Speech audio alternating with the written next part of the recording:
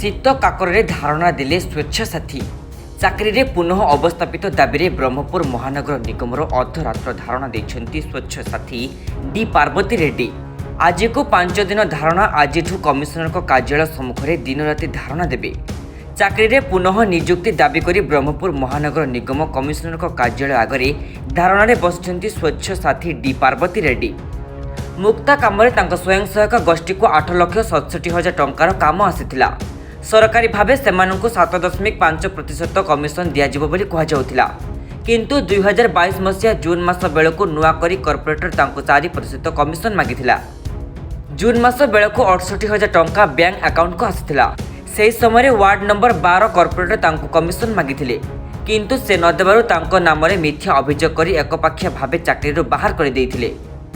एहा परठारु चाकरी ताको पुणी अवस्थापित करबा दाबी धारणा दे आसुछंती।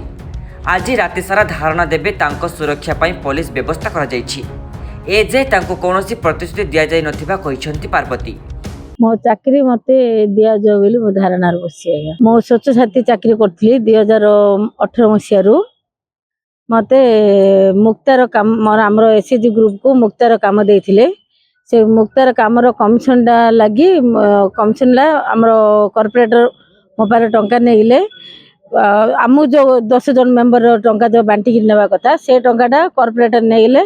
पुणी गोटे 23,000 देबा गछि बाकी अछु। सेथिमे बेली मो नार अभियोग करिके कमिशनर पाखरे सब मिछ सब लेखि मते चाकरी बाहर कर दिछन्ती।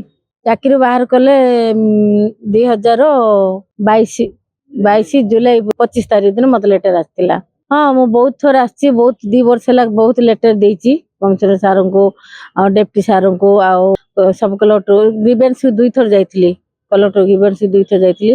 मन माजी सार मध्ये जाइथिली। सीएम को ग्रीवेंस मध्ये जाइथिली, किंतु कोनोसी रिजल्ट माजी पर्यंत पाइनी।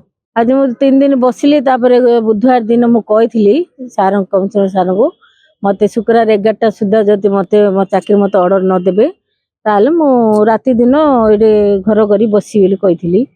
से आज आसी नांते कि मु 3 दिन बसिली। मो सामने रे 4 थर दिन को एपट सेपट होचन कमिशनर सार डेप्टी सार सब मते के पचार नांती कोन पे बसी तो दिन बदी पचार नांती।